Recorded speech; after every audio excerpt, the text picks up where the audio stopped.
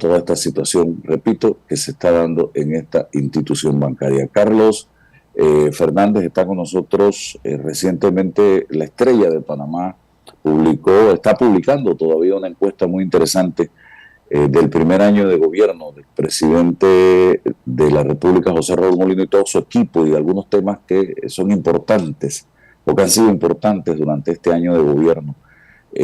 Háblame muy brevemente de el tamaño y distribución de la muestra para la realización de esta encuesta, don Carlos, para poder tener más tiempo para hablar de la encuesta. ¿Ves el micrófono, por favor? Vamos a ver. Gracias. Buenos días, Adelante. Álvaro. Buenos días, Buenos adelante. días, Álvaro. Y buenos días a todos los amigos de 180 Minutos. Primero, ante todo, un saludo y un placer estar con todos ustedes. La ficha técnica de la encuesta son 1.512 entrevistas a nivel nacional. Se tocaron 8 provincias, a excepción de Bocas del Toro y Darién. Más de 35 corregimientos, más de 35 distritos y más de 75 corregimientos entre el 22 al 25 de junio de este año 2025. 2.5 nivel de análisis concluyente, 95% nivel de confianza, entrevistas personalizadas, todas las respuestas que fueron recabadas en esta encuesta. Bien, puedes alejarte un poquito de la cámara para que tengamos más espacio para poner tu nombre y demás. Sí, claro. Ahora sí. Ok, perfecto. Vamos a ¿cómo considera que ha sido hasta ahora la gestión del presidente José Raúl Mulino en su primer año de gobierno? Fue la primera de las preguntas. ¿Y cómo fueron preguntas abiertas, cerradas? ¿Cómo se manejó eso? No, preguntas cerradas. Todas las preguntas de esta encuesta fueron cerradas. Esa primera pregunta sobre la gestión del presidente Mulino, muy mala, 48.5%, mala, 25.4%. Esto quiere decir que por lo menos 1 de cada 2 panameños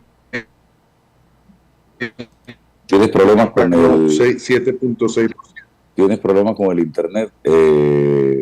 Carlos, vamos a hacer algo. Sí. No sé si apagamos la cámara, será, y nos vamos con las gráficas de la encuesta, y así tratamos de que tu voz se escuche mejor. Amigos oyentes, porque esto es interesante lo que vamos a estar revelando aquí en esta encuesta en cuanto al trabajo cómo evalúa el trabajo del gobierno la población. Y así que no sé si vamos a continuar. Repite lo que 1 de cada 2 panameños que considera, me dijiste. 1 de cada 2 panameños considera muy mala la gestión, 48.5% aproximadamente. Y podemos ver aquí el regular hacia malo, 15.1, 22.7%, suma la percepción regular, y la calificación buena o positiva es 2.7%, 2.4 buena y 0.3 muy buena. Esto quiere decir la percepción total negativa llega al 89% del total de los encuestados sobre la calificación de la gestión del presidente en este momento. Eso, a juicio suyo, que conoce el tema político como especialista, a prácticamente un año de gobierno, que es lo que tiene el presidente Mulino, ¿cómo se traduce? Bueno, se traduce en una gran tarea del gobierno, Álvaro. Es importante entender que si bien es el primer año de gestión, el presidente ha tomado retos políticos fuertes, como la modificación de la ley de la Caja del Seguro Social. Es un espacio para que el gobierno pueda rectificar sobre algunos temas puntuales y poder tratar de mejorar esa calificación, esa percepción que tiene la población sobre ello. Ok, pero no es común ver este desgaste en un presidente a un año de gobierno. Esto se ve más al cuarto año, más o menos. Sí, no es común porque además es lo que te comentaba. El gobierno empieza con un plan elaborado y empieza con la ley 462 siendo como su primera apuesta política fuerte, y lo podemos ver en las mediciones.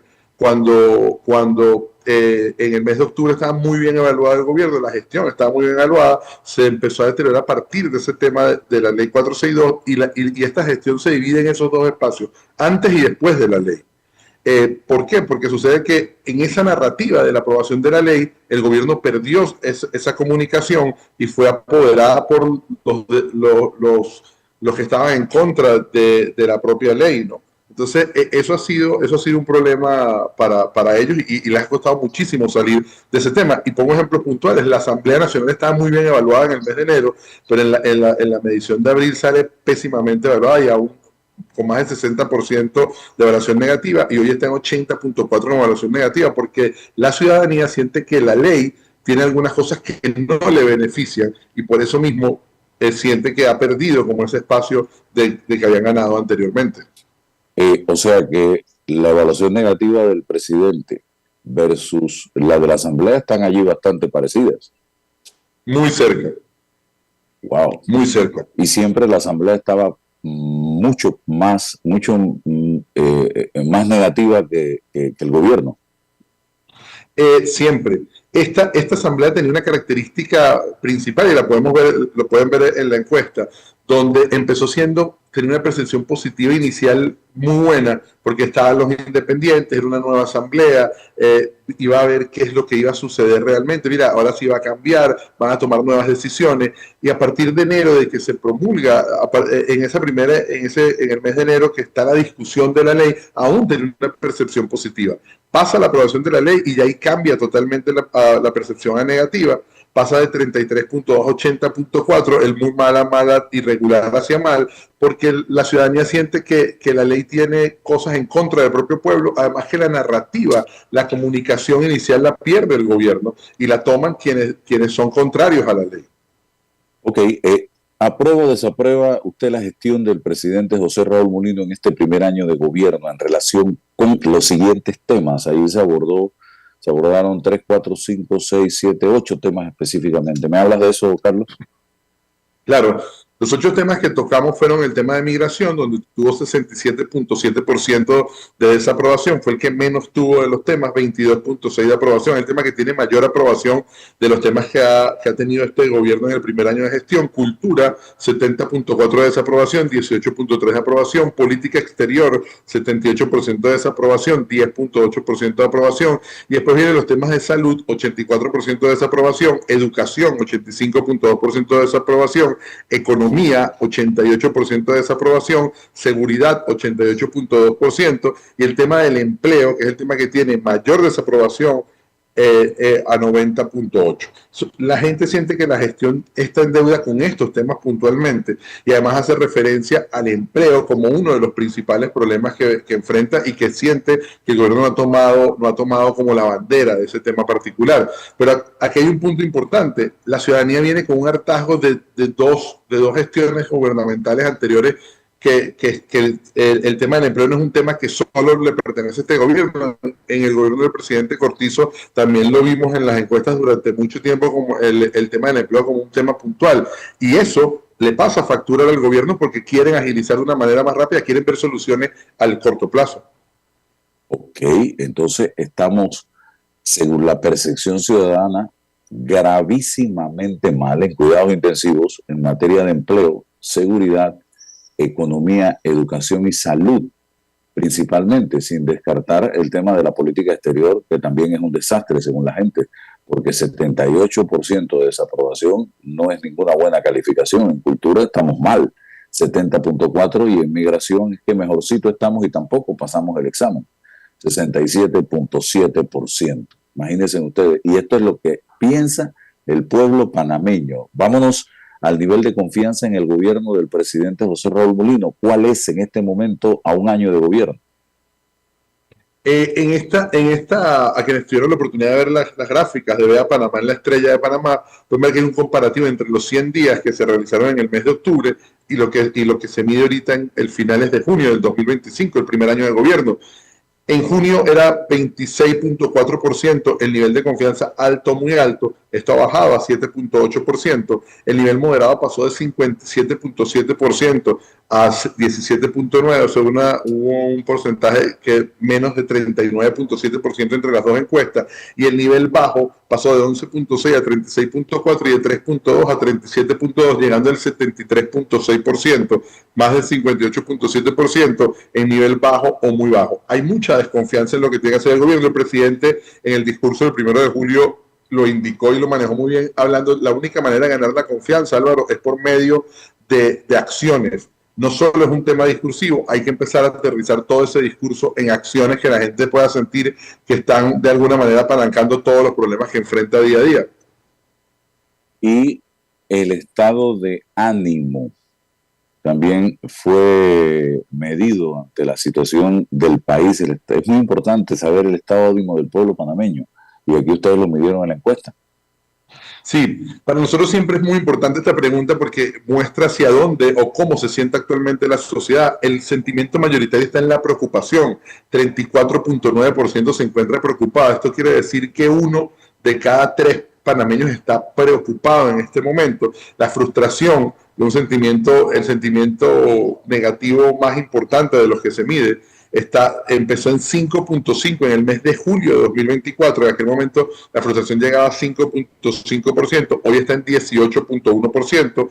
El miedo pasó de 4.3 a 6.9 y la molestia pasó de 4.7 a 16.9%. Los sentimientos negativos, la percepción negativa, pues, la podemos ver que llega prácticamente al 35%, o sea, 1 de cada 3 está con una percepción negativa, 1 de cada 3 está preocupado, y la percepción positiva, que está conformado por los sentimientos de expectante, calmado, tranquilo u optimista, lo podemos ver que el optimista, por ejemplo, comparado con el mes de julio de 2024, que era el primer día de gobierno del presidente, bajó de 18.2 a 3%, y el calmado tranquilo de 21.4 a 10%. Creo que solo con acciones, solo con gestión, es que este sentimiento puede empezar a disminuir, y ha sido un sentimiento que ha venido creciendo a través de las encuestas, a través de las acciones. Podemos ver la preocupación que era 24% en julio, pasó a 25% en la de octubre de 2024, 28.3% en enero de este año, en marzo llegó a 32.3% y ahora llega a 34.9%. Carlos, buenos días. ¿Es normal que a un año de gestión estos índices estén de esta forma o hayan variado tanto? ¿Qué piensas tú al respecto y si la podemos comparar con algún otro presidente? No, cada dinámica social es distinta, ¿no? El presidente ha tenido como te comentaba al principio, cuando el 6 de noviembre presenta la ley, nosotros tuvimos la oportunidad de hacer mediciones cualitativas de focus group sobre el tema de la ley, y mucha gente decía, bueno, respetamos al presidente porque es una apuesta arriesgada sobre sobre el tema de la Caja del Seguro Social. Además está asumiendo una responsabilidad que otros no se atrevieron, pero ese resultado, siento que en la comunicación se ha perdido ese logro, y con todo el respeto del equipo de comunicación, lamentablemente en la sociedad, en el imaginario social, quedó lo que decían sus detractores. Y lo podemos ver cuando aún hay confusión sobre si la ley existe o no, aumento de la edad de jubilación, donde, por ejemplo, la pensión de viudez no se sabe si es mejor la de la ley 462 o de la ley 51, eres vitalicia, antes duraba 5 años, o simplemente la nacionalización de los fondos que maneja la Caja del Seguro Social. Por eso es que es tan importante que sea la comunicación. Este es un caso particular, cada gobierno tiene sus características, pero este gobierno está enfrentando en este momento, si se quiere, su primera mala evaluación que ha sido más acentuada en este instante. 89% de percepción negativa sobre la gestión le genera un gran reto para los próximos meses, inclusive para los próximos días. Aquí estuve sumando más del 76% de la gente, su estado de ánimo está en negativo. Si no está frustrado, está asustado, está molesto, está preocupado. Me suma 76 y algo por ciento. Sí, la preocupación es un sentimiento, Álvaro, que queda en la mitad. O sea, es un sentimiento de preocupación, es negativo como tal, pero no es como el frustrado, el molesto o el que tiene miedo, el asustado, que es un sentimiento ya más convencido de que las cosas no están bien y que se deben modificar. Esa preocupación es un punto vital, porque cuando las personas llegan al porcentaje de frustración, aquí no hay vuelta atrás. La frustración es, bueno, no me importa nada, no quiero saber, ya esto no tiene solución, y es ese sentimiento el más peligroso, el de mayor preocupación. Y está hoy en 18.1. Ajá. ¿Cómo considera que va el gobierno del presidente José Raúl Mulino? Fue otra de las preguntas. Sí, quería completar el sentimiento de la frustración. Cuando pasó lo de la mesa de Penonomé, en junio de 2022, la frustración en ese momento, o sea, hemos hecho una medición 21 días antes, y la frustración en ese momento estaba casi en 40%. Y fue como O sea, la gente estaba dispuesta a salir a la calle. ¿Cómo considera que va el gobierno del presidente José Raúl Mulino? Es una pregunta clásica en toda encuesta que debe estar. Y en el mes de enero la gente consideraba que iba por buen camino 51.2%, que iba por buen camino en la encuesta de marzo 26.2%, que sale la publicación en abril, y en esta encuesta que siente que iba por buen camino 10.4%. Vemos ahí que hubo una reducción de prácticamente 10 puntos entre la encuesta de enero a la encuesta de julio. Por mal camino, aumentó de 36.4 en el mes de enero a 64.7 en el mes de marzo, a 82.5 en esta encuesta. O sea, prácticamente 4 de cada 5 panameños siente que la encuesta, siente que el gobierno del presidente José Raúl Mulino va por mal camino.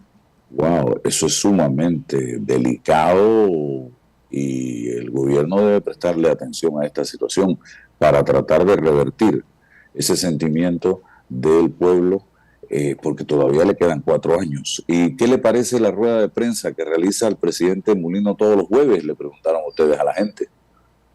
Esa es una pregunta que tiene un comparativo de los 100 días.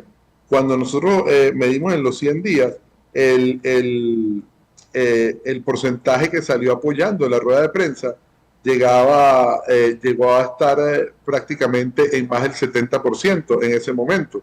Ese sentimiento era entre muy bueno 15.5, buena 28.9 y regular hacia bueno 30.3. Pero cuando vamos a esta medición en el mes de julio, vemos que cambió totalmente. 15.9 la considera la rueda de prensa regular hacia mala, 27.8 la considera mala y 27.8 muy mala. Esto suma prácticamente 70% una percepción negativa sobre la evaluación de la rueda de prensa que se hace los días jueves. Y esto tiene mucho que ver con el tema de las soluciones. Hay mucha gente que dice, bueno, es que el presidente dice una cosa y termina no pasando, entonces queremos ver acciones reales más que el tema de la rueda de prensa. Y creo que también tiene que ver con el estilo de comunicar del presidente de la República los jueves, porque hemos evidenciado, y no me van a dejar mentir, y esto no es una crítica destructiva, muy por el contrario, porque hemos hablado de ese tema en reiteradas ocasiones, que el país está medianamente tranquilo el miércoles, amanecemos el jueves bastante tranquilo, y de repente después de la conferencia se prende el rancho, por X o Y razón, y no precisamente se hace titular de periódico lo que quizás era lo esencial que quería comunicar el presidente, sino que el titular lo hace otra cosa, que más que tiene que ver es con el lenguaje comunicacional del propio presidente de la República. ¿Qué piensas tú al respecto, Carlos? Sí, el presidente tiene una manera de comunicar diferente, ¿no? Y creo que en esta rueda de prensa muchas veces se somete a que el presidente responda sobre distintos y diversos temas. La comunicación debería ser variable y debería tener un balance distinto. No solo es que el presidente pueda hablar sobre los temas, el presidente ha sido el vocero de todos los temas que ha manejado el gobierno, y eso ha sido un tema que de alguna manera, valga la redundancia, ha chocado con muchos periodistas, con todo lo que ha venido en este tema. Además, ha tenido que asumir responsabilidades que no son natas, no son innatas de sus funciones, pero que están allí que tiene que dar la cara, por ejemplo. El presidente no solo, y te pongo ejemplos puntuales, no solo habló de la Caja del Seguro Social, habló de la Ley 462, habló del Memorándum de Entendimiento, habló cuando ha faltado el agua, tiene que hablar sobre el tema del agua. O sea, no existe como ese equipo de gestión, y en comunicación es fundamental poder tener esas variantes que puede generarte algún tipo de empatía o algún tipo de balance en el tema comunicacional. ¿Y debe ser el presidente el que le dé la cara de todos los temas o para eso tiene precisamente un equipo? Para eso está el equipo. Son 17 ministerios, tienes un número importante de directores, entonces tiene que haber algún tipo de variación en esa comunicación. Además, los ministros no pueden comunicar igual que el presidente, tiene que ser muy distinto a como comunica el presidente. El presidente tiene un estilo, es una manera que él se mantiene allí, y creo que de alguna forma la gente siente que eso le ha pegado un poco, ¿no? Pero ese estilo también, los ministros no pueden actuar igual que el presidente. Son dos posiciones totalmente distintas. El futuro del 2025, ¿cómo se siente el panameño respecto al futuro con el actual gobierno? Esta pregunta es importante si bien el muy pesimista suma 58.7%, que antes estaba apenas en 2.7%, el neutral baja de 30.7 a 24.2. Esto quiere decir que 1 de cada 4 panameños aún tiene expectativas de lo que va a pasar en el futuro del país. El optimismo bajó de 53.8 a 14.2 y el muy optimista de 12.8 a 1.6. El sentimiento positivo sobre el futuro del país se mantiene en 15.8% en este momento. Pero el tema del neutral, que está en 24.2%, eso quiere decir que 1 de cada 4 panameños está esperando a ver qué va a pasar. Tiene la expectativa de saber cuáles son las decisiones que van a tomar y hacia dónde, qué rumbo va a tomar el gobierno en los próximos días. ¿Considera que el actual gobierno representa los intereses de la mayoría de los panameños? No 81.5%. Esto también tiene mucho que ver con el tema como la respuesta de buen camino, mal camino. O sea, la gente siente que el gobierno no lo está representando en este momento. Y ahí tiene mucho que ver con el tema de la comunicación, Álvaro, que la gente siente que no hay como ese eco de lo que está pasando y de lo que está viviendo actualmente. En cuanto a la situación económica actual, ¿qué piensa la gente? Bueno, la situación económica pasó de 37.1%, que estaba la percepción negativa en la encuesta del mes de julio de 2024, aumentó a 49.2%, como entre mala y muy mala. Eso quiere decir que, por ejemplo, 1 de cada 2 panameños siente que la situación económica está mal y la percepción positiva, el regular bueno, la buena, pasó prácticamente de 39, de 40%, pasó a 26.5%. Esto quiere decir que la gente siente que la situación económica está empeorando y que de alguna manera está la expectativa de que esta pueda mejorar.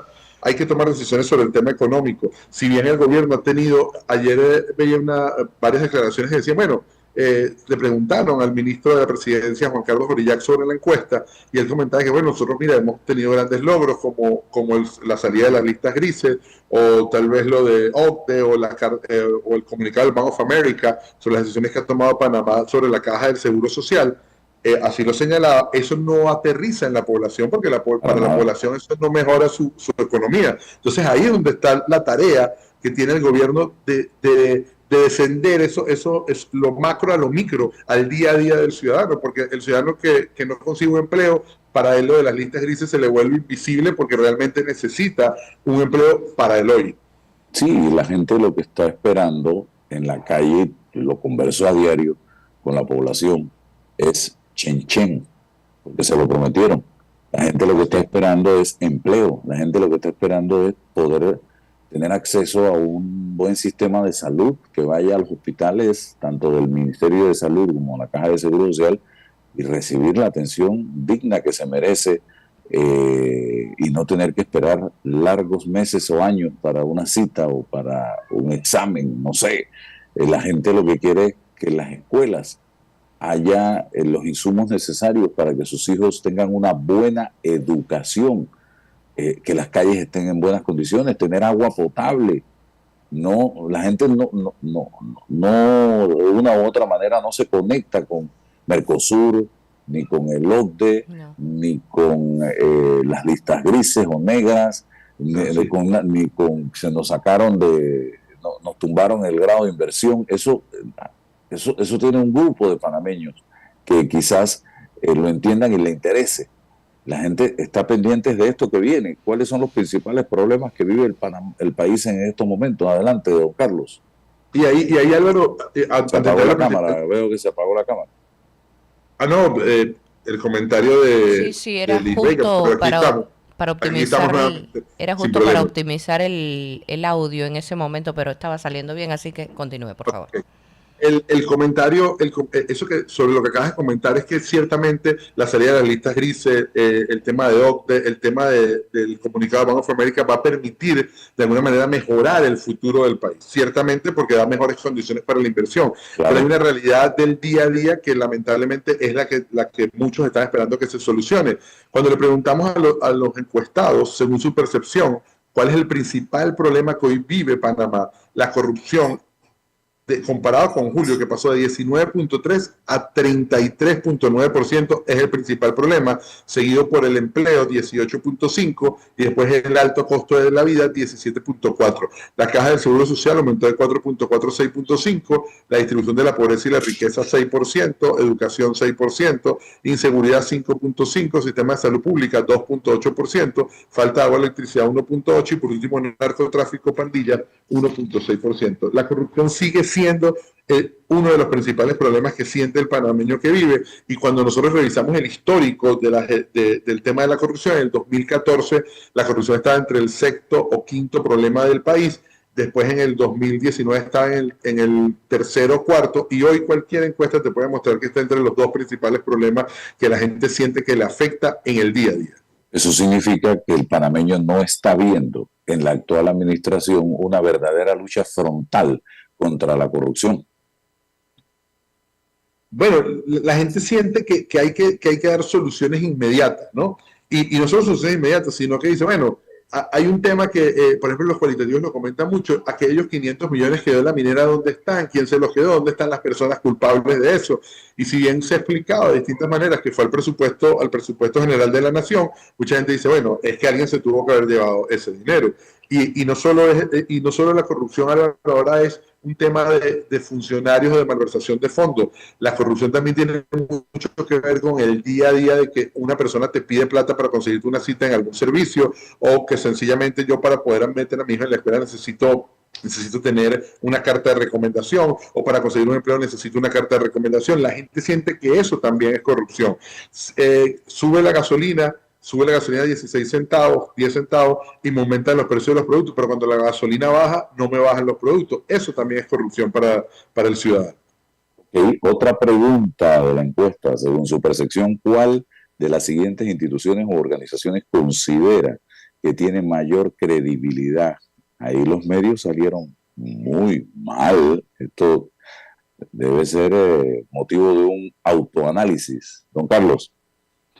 La mejor evaluada, la Iglesia Católica, 13.2%. Las universidades se colocan en el segundo lugar, 8.4%. La Iglesia Evangélica, 8.1%. Después viene SINAPROC, 4.5%. Los medios de comunicación, que se mantienen igual que la mención anterior, 4.3%, los bomberos 4.2%, Tribunal Electoral 3.9%, Autoridad del Canal de Panamá mejora de 3.6 a 3.9%, Corte Suprema de Justicia 3.9%, ACODECO mejoró de 1.6 a 2.4%, el Metro de Panamá 2.2%, la Contraloría General de la República 2.2%, la Caja del Seguro Social 1.7% y la Policía Nacional bajó de 4 a 1.1%. Bueno, esto tiene mucho que ver con la dinámica que ha pasado de las protestas, de todo lo que se ha visto en el tema donde la policía ha tenido que salir a reprimir algunas manifestaciones. Aquí, interesante, Álvaro, no responde. En 2024 fue 34%, hoy es 36%. O sea, uno de cada 3 panameños, prácticamente 2 de cada 5, no ven o no sienten que ninguna de estas instituciones tenga la credibilidad o se sienten representados por lo que comento. O sea que si nos vamos a esos porcentajes, y lo llevamos a un examen en un salón de clases, todos fracasaron.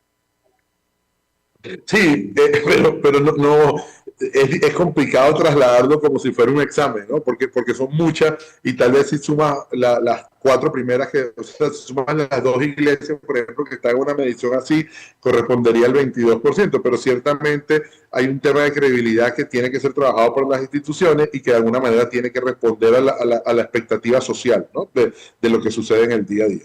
La actuación de la Asamblea Nacional, ¿cómo la considera la gente? Bueno, en esta encuesta sale evaluado negativamente 80.4% en total, entre muy mala, mala y regular mala. La percepción negativa se mantiene allí, como te comentaba, muy diferente al mes de enero, que llegaba prácticamente al 70 al 68%. Pasó de un lado a otro a partir de la ley 462. La evaluación positiva apenas queda en 16%, cerca del 16%, pero el 80.4%, es decir, 4 de cada 5 panameños califica de mala la actuación de la Asamblea Nacional, y todo empeora a partir de la ley 462. El balance de los ministros del gabinete del presidente José Raúl Mulino, mi estimado Carlos. Bueno, hicimos una evaluación de desempeño que va entre 1 y 10 entre los ministros. El ministro mejor evaluado en esta encuesta fue el Ministerio de Desarrollo Agrícola, con 4.1 de evaluación, 4 el segundo ministro de Ambiente, Juan Carlos Navarro, 3.9 la ministra de Cultura, Maru Herrera, y después siguen los ministerios social, el Ministerio de Desarrollo Social, Beatriz Carles con 3.8, Ministerio de Comercio e Industria, 3.7 Julio Moltó, 3.7 José Ramón y Casa, ministro para Asuntos del Canal, que ha venido bajando en la evaluación. El Ministerio de Salud, MINSA, se mantiene en 3.7 de evaluación. Ministro de Relaciones Exteriores, Javier Martínez Hacha, que en la primera evaluación del mes de enero fue el mejor evaluado, 7.6. Hoy está con 3.7 de evaluación. El ministro de Vivienda, 3.6. 3.6 el ministro de Seguridad, Fran Ábrego. Ministro de Obras Públicas, 3.6 José Luis Andrade. Felipe Chapman, 3.5. Ministerio de Economía y Finanzas. Ministerio de la Mujer, que pasa a desaparecer a 3.5, pasa a una secretaría del MIDE. Ministerio de la Presidencia, Juan Carlos Orilla, 3.5. 3.4 el Ministerio del Trabajo, la ministra del Trabajo, Jacqueline Muñoz. Y el Ministerio de Educación, liderado por Lucy Molinar, 3.2 de evaluación. Aquí es interesante resaltar que en el mes de enero la evaluación de los ministros en promedio era 4.8. En la encuesta de abril pasó a 4.5 y en esta el promedio es 3.6 de evaluación. Esto en un salón de clases, llévamelo a una calificación. Es casi prácticamente 2.5, 2.4 sobre 5.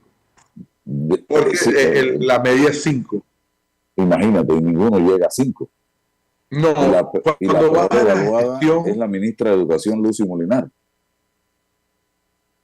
Bueno, el tema de la educación es un tema complejo porque, y aquí sí me gustaría tenernos un momento, Álvaro, el tema de la educación en esta diatriba que ha sucedido entre los gremios, entre el gobierno, entre el Meduca, sobre el tema de la ausencia de clases, de la manera de protesta de no dar clases, buscando la derogación o la reivindicación de la 462. En esta discusión la gente siente que todos estamos perdiendo. Y esto se lo puedo decir por los cualitativos. La gente dice, hey, en esa protesta nadie gana, porque al final nadie termina cediendo y quien termina pagando los platos rotos son los estudiantes, que ya van para más de 2 meses. Y es un punto de reflexión que es importante. Yo le ponía una analogía el día de ayer que decía, bueno, cuando un padre pelea con un hijo, ¿quién va a hablar, quién cede primero? Generalmente es el padre, porque tiene la sabiduría, porque tiene más conciencia de lo que está pasando, y en este caso el poder representa a ese padre que debería de alguna manera buscar salidas distintas, que si bien las han intentado y no han podido lograrlas, se tiene que seguir insistiendo. Es vital e importantísimo que las clases puedan reanudarse de manera inmediata, sea cual sea las condiciones, pero la gente siente que esa falta de clase, y es lo que termina teniendo esta evaluación la ministra de Educación, 3 puntos de evaluación, es por esa falta de clase que estamos viendo. Oiga, y frente a ese escenario de los ministros de Estado, ¿usted cree, con la experiencia política que tiene, que el presidente debe hacer ajustes o que los ministros deben poner su cargo a disposición? Bueno, yo creo que el presidente podría hacer ajustes. Lo de los ministros es una motivación muy personal, ¿no? Del ministro, si va a poner su cargo a disposición o no, o dependiendo de cómo sienta que está su evaluación. Pero yo sí creo que el presidente podría tener una oportunidad en los próximos meses de hacer algunos ajustes en los ministerios para tratar de darle otra dinámica a estos ministerios que de alguna manera han tomado retos importantes, ¿no? Que el mismo presidente lo ha comentado, lo que encontramos a lo que estamos trabajando en este instante. Los panameños y las protestas fue otro de los puntos planteados, Carlos. Y luego le doy la palabra a Sabrina, que me imagino que quiere aportar algo. Adelante, Carlos. Ok, ¿está de acuerdo con los cierres de calle y carreteras como forma de protesta? 56% de los encuestados está de acuerdo con los cierres de calle y carreteras como forma de protesta. Esta pregunta trajo algún tipo de polémica. Mucha gente dice, bueno, pero ¿cómo va a estar de acuerdo esta gente? 56%, pero también hay que resaltar que el 52% considera que las protestas están afectando sus derechos económicos, sus derechos a la circulación, el trabajo, la educación o la salud. Y esto tiene mucho que ver con que la gente identifica la protesta como una manera de ser escuchado. Y lo podemos ver cuando le preguntamos por qué considera que algunas personas participan en la protesta, genuinamente peleando por sus derechos, más de 30%, porque no ven otra forma de ser escuchados, y descontento con el gobierno, 23.9%. Ahí vemos que más del 50% está entre genuinamente peleando por sus derechos o porque no ven otra forma de ser escuchados. Y eso es un tema que hay que entender. Si la gente siente que no es escuchada, va a buscar la manera correcta para tratar de elevar su voz de protesta. También le preguntamos de cómo consideraban que el gobierno actual había manejado el tema de las protestas. Muy mal, 41.3%, mal 36%, regular hacia mal 11.6%, lo que nos da un total de 87.9%, 88.9%, una percepción negativa sobre el manejo de las protestas, y que cómo calificarían ellos el despliegue de fuerza por parte de la Policía Nacional entre las personas que protestan. 74.5% lo considera excesivo. Eso quiere decir, Álvaro, que 3 de cada 4 personas considera que es excesivo el uso que ha tenido la policía sobre el tema de la fuerza en las protestas. Sabrina, por favor, buenos días. Sí, buenos días, Carlos. ¿Sabes qué me llama la atención? Obviamente toda la encuesta, pero hay un aumento en el rechazo a la reapertura de la mina, incluso con mejores términos y condiciones para el Estado. Un aumento de 3 puntos desde marzo, ahora está en 63.9%, a pesar de todas las cuentas y personas en redes sociales, influencers, periodistas, medios, dedicados a promover la necesidad de reabrirla. Y básicamente esa cifra, de lo que yo he visto en encuestas, tanto esta como CIEPS, se ha mantenido en ese número de rechazo. Si tú estuvieses del lado del Ejecutivo, o sea, ¿cómo manejarías esa cifra de rechazo a la reapertura de la mina aún con mejores condiciones para el Estado? ¿Tú pensarías en un referéndum? ¿Tú pensarías, después de lo que ha pasado, en ir para adelante igual? ¿Cuál sería tu recomendación? Bueno, yo creo que el tema de la mina, 1 de cada 3 panameños está de acuerdo en abrirla y 2 de cada 3 dice que no. En un grupo de 3, 2 están a favor y 1 en contra. 2 están en contra y 1 a favor. Yo creo que el gobierno tiene que ver qué manera entiende y explica cómo vende la actividad minera y qué necesidad tiene el país sobre esto. Porque si bien hay muchas personas, y aquí hay un tema de la narrativa, Sabrina, que es fundamental. Cuando la gente le dice, bueno, es que antes estaba la mina y producíamos más, es que la mina realmente funcionaba y la gente estaba en unas malas condiciones económicas iguales. Ahora están peor porque hay menos empleo, sobre todo en esos sectores del interior del país que tanto necesitan esa activación de empleo. Penonomé, Donoso, Colón, gente de Chiriquí que trabajaba en la minería. Yo creo que el gobierno tiene que ver de qué manera o de qué forma puede llegar a acceder a poner en el tapete de la discusión social cuál debe ser la decisión que se quiera tomar y cómo afecta o no afecta al país el tema de la minería, porque la mina tiene un montón de historias alrededor, personas que trabajaron, personas que perdieron su empleo, personas que estaban ganando un excelente salario, ahora venden comida en la Interamericana. Hemos tenido la oportunidad de ir a Donoso a hacer entrevistas de cualitativos sobre el tema de la minería y muchos se sienten afectados porque la mina pasó porque era su principal ingreso. Entonces hay 2 realidades totalmente distintas y en esta encuesta la podemos ver, una realidad del que no le afecta la mina porque no tiene ningún tipo de acercamiento con ello y el que vivía en ese centro. Fíjate que el estaría de acuerdo se mantiene, ha aumentado prácticamente 9 puntos, pero sí considero que el gobierno debe verlo. El referéndum sería una gran idea, porque además le permitiría a que la ciudadanía se exprese libremente sobre ese tema y sería una manera de validación. Ahora bien, es una opción de las muchas que tiene el gobierno, porque lo que ha dicho el propio presidente es que va a ser una concesión del Estado que va a ser Panamá la garante y la que va a hacer la explotación de minerales. Ok, el tema de los medicamentos ya sería el último punto, porque el último va a ser la mina. Y qué casualidad que lo tocó Sabrina. El penúltimo, y ya este sería el último, entonces en la encuesta, por lo que veo, es el tema de los medicamentos, que lo estábamos tocando hace un momento antes que tú entraras. y las críticas son gigantescas por el tema de los medicamentos. Sí, aquí antes de entrar a ese tema, hay una pregunta que quería hablar sobre las protestas, y era ¿a quién cree que le afectan las protestas? Okay. A todos por igual, 51.9%, Álvaro. Es decir, uno de cada dos panameños siente que le afecta, pero cuando hablamos de a todos por igual y el pueblo, sumamos prácticamente 39%, 37%, 38%, 88%, perdón. Eso quiere decir que 9 de cada 10 siente que las protestas nos afectan a todos. La protesta no afecta a los estudiantes, a los empresarios, al gobierno, a nadie en particular, sino nos afecta a todos como tal.